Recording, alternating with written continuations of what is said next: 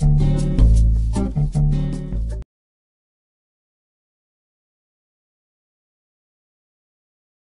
fais des films au Congo depuis 20 ans. Donc c'est un pays où j'ai consacré une dizaine de documentaires aujourd'hui, dont certains ont eu un grand renom, dont je pense le plus important restant Mobutu, roi du Zaïre, qui est une approche du pouvoir de la plus grande personnalité congolaise de l'histoire, c'est-à-dire ce dictateur charismatique qui a régné sans partage pendant plus de 40 ans sur son pays d'une poigne de fer. Donc la question du pouvoir est une question fondamentale pour moi. Je l'ai traitée au Congo, je l'ai traitée en Russie à la fin de l'Empire soviétique, je l'ai traitée en Iran, c'est une dictature religieuse d'un autre type. Voilà, plusieurs de mes films ont été confrontés à cela, même en Belgique.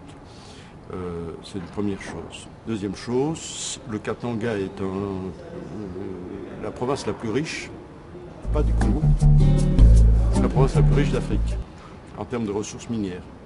Cuivre, cobalt, zinc, uranium. L'uranium de la bombe atomique, c'est le Katanga d'Hiroshima.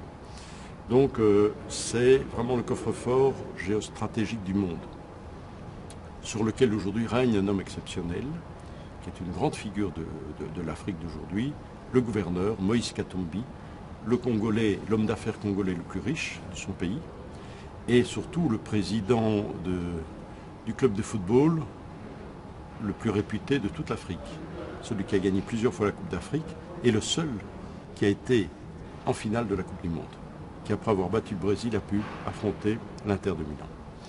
Donc toutes ces dimensions, ajoutées au fait que c'est un personnage charismatique, cinématographique, séducteur, et qui montre un autre visage du pouvoir. Mobutu, c'était le pouvoir séduisant, et c'est vrai, c'est très séduisant et très charismatique d'un dictateur qui avait pris le pouvoir par un coup d'État.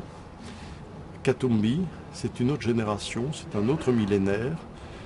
Il prend le pouvoir avec le même charisme, le même pouvoir de séduction, mais par les urnes. Il instaure un pouvoir qui va être un pouvoir assez absolu, puisqu'il contrôle les médias, le football, le business et la politique, mais par la démocratie.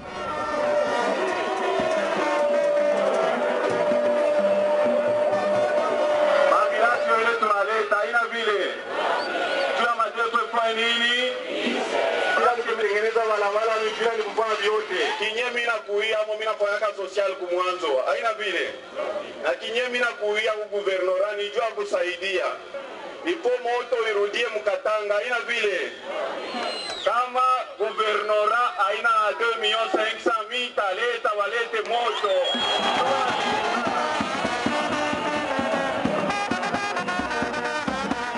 Au départ, c'était simple. Il était jeune candidat, il n'était pas encore élu quand j'ai commencé le film. Évidemment, là, il était totalement ouvert. Il a conquis le pouvoir, il était fier qu'on puisse filmer cette réussite qui a été celle de sa popularité, de son élection sans la moindre contestation. Il n'y a pas eu besoin de fraude ou de triche parce qu'il était hyper populaire.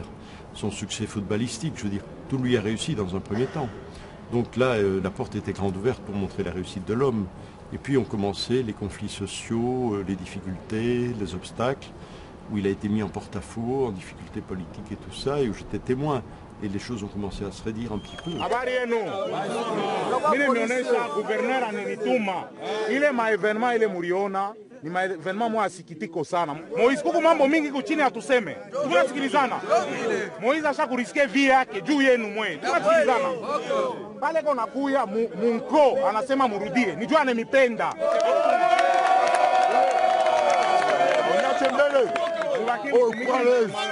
Unaona Moïse ana Moïse mu Bible ni Moïse bere muzaka Katumbi chapwe sasi ana mu Bible ole pasona mai ule Moïse tamchoma kana kipimi mimi wa kwanza baba kioto una kesho wewe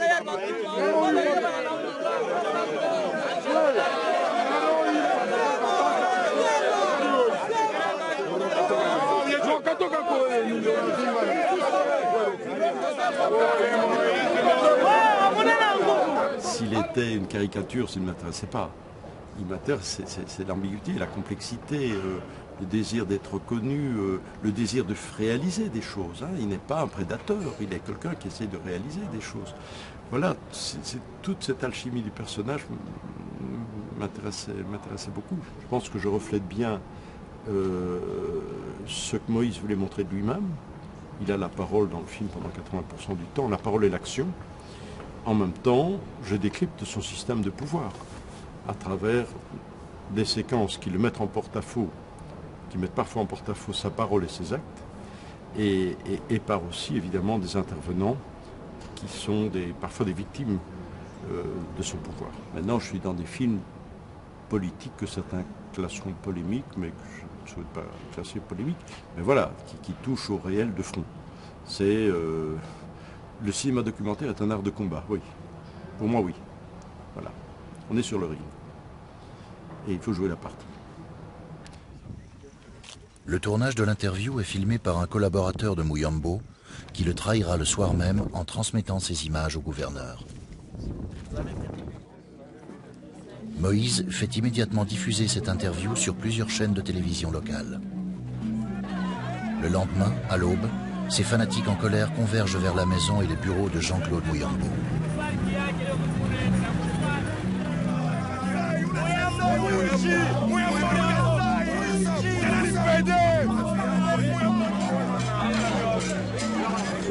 Est-ce qu'au Congo, ça peut engendrer de la violence ou de la maturité politique? Est-ce que Moïse va finalement utiliser le film à son profit ou s'y opposer brutalement? Est-ce que ses amis vont devenir ses pires ennemis qui vont utiliser le film pour le déstabiliser?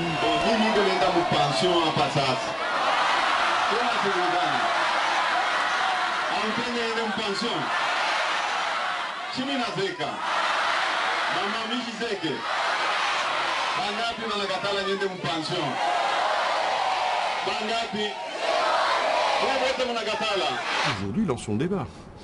Est-ce que Moïse est candidat? Puisque c'est le plus plébiscité, c'est le plus populaire des hommes politiques au Congo, bien avant le président, évidemment. Donc, est-ce qu'il est candidat? Est-ce que c'est le dauphin de la majorité? La question peut se poser. Donc ça, je pense que c'est une bonne chose, que le film ouvre enfin le débat démocratique sur la succession du président. Parce que les journalistes congolais, jusqu'ici, ne l'ont pas vraiment ouvert, ce débat. Katanga mikuba ya bakambwe ilikufaka leo imefufuka, tusidanganike tena wote, tumechoka na mateso. Moize Katumbi Mukombozi, ukubwa wako umetoka kwa Mungu, usifate yote wanasema, kazi yako imeonekana. Katange wote mukuje tuungane, tujenge nchi yetu pamoja, tuacheni vinayosemwa, tumechoka na mateso.